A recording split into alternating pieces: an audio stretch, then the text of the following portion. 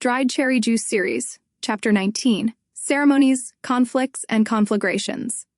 This ultimately just circles back to excuses being made and the cycle continuing, starting all over again from the beginning.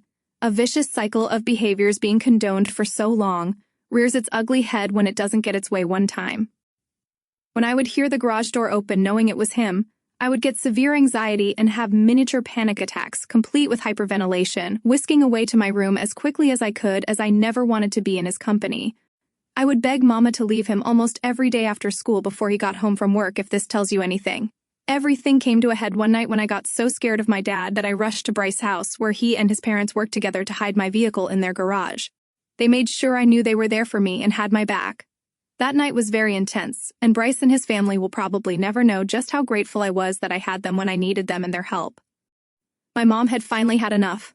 There was finally a straw heavy enough to break the camel's back, and that camel was now out of commission. She kicked my dad out of, quote, his house, unquote, that he kicked me out of, filed for divorce that same week, and within what seemed like a matter of minutes, had temporary emergency restraining orders against my dad applicable to all of us. That most certainly did not stop him from trying to contact us or break into the house, though. I say break in because by that time, restraining orders were now in place, therefore locks on the house had all been changed.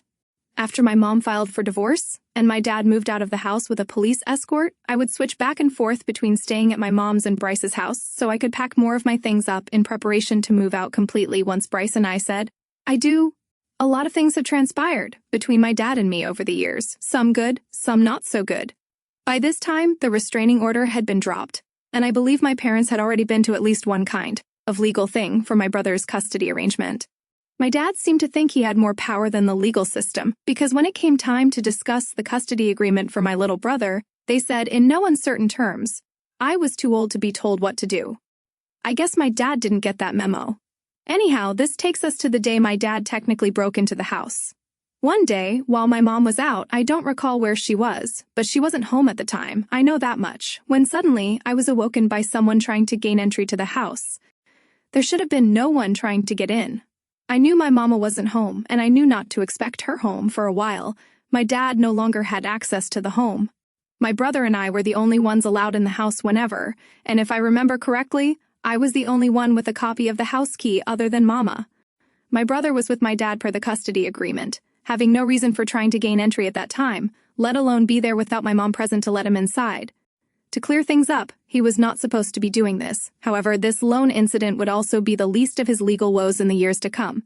For the longest time, to check and see if I just so happened to be there, the relentless doorbell ringing tactic to try and get my attention was employed. Knocking at a very loud volume was also put on the list of attempts made to enter the home. When he tried unlocking the front door, he was met with no luck, as we had those locks changed. When he tried unlocking the back door, he was met with no luck once again, as we had those locks changed as well. When he tried unlocking the door that led from the backyard to inside the garage, he was met with no luck once more, as we had those locks changed also. We had a 3-car garage. The 2-car one he could not access. But the single third one, he conveniently still had a key to and was able to open it. Fortunately for me, every single door that could access the house interior was locked, so just because he was able to enter the garage, he couldn't get inside the actual house part of the home. Not only was my dad doing this when he wasn't legally supposed to be, but he also brought my brother, my minor brother, along with him to do it. After seeing my car in the garage, however, he now knew I was home. He now focused his efforts on getting my attention so I would let him in the house. I've kept a lot of this bottled up inside for many years. I felt pain, hurt, all sorts of emotions given how my dad treated me. There's that age-old adage that's also a modern-day proverb. You know the one. Always forgive, never forget. You know, that mantra. I've more than forgiven him over the years, but with that, I've also not forgotten. But I have stopped expecting an apology. I know I'll never get one of those. Though I will give credit where credit is due. I will admit that I think he has tried apologizing over the years in a way that suits his comfort level more, if that makes sense. Over the years, my dad and I have tried reconciling to get back to having a healthy father-daughter relationship on multiple occasions, to no avail. Despite him claiming he didn't love me and never has, I truly believe we genuinely love one another unconditionally. Though I can't speak for him. I want to believe that to be the case. I mean, he may have caused my family and me a lot of grief over the years, but he's still my biological dad. I'll always love him, always have, always will. Despite his feelings towards me, he's my dad and I love him very much. I just wish I could have continued being Daddy's little girl, even after he apparently stopped viewing me as such. Things just, I don't know. I don't exactly know how to say what I'm trying to convey through words, so I won't. At least not as far as that is concerned. I don't want anything I have to say to be either intentionally or unintentionally misinterpreted. You know what I mean? I'm just gonna assume you know what I mean, so we can move along. Discussion about my dad is kind of a sore topic for me to talk about. I'm journaling this and putting it out there in hopes that should someone need to hear something I have to say, when they hear it in additional hopes that it helps them somehow. Even if it's just hearing something that resonates with them, even if it's knowing you're not the only one experiencing those silent stressors, or even just knowing you're not alone out there.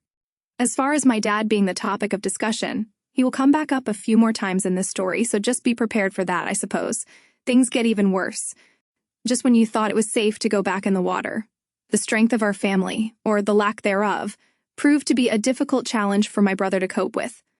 I had always submitted and accepted responsibility for things I was never responsible for whenever my dad needed someone to blame. A scapegoat. I could be easily manipulated and molded like putty in the wrong person's hands. I'm so happy to announce that I always got red flags, I just never listened to them. Now I get them and never ignore them. I'm also happy to announce that I am no longer a welcome mat for people to scrape the bottoms of their shoes on anymore either. I'm standing up for myself from this moment forward. Not only that, but I discovered some time ago that holding on to anger only makes that anger live rent-free in my head, no one else's.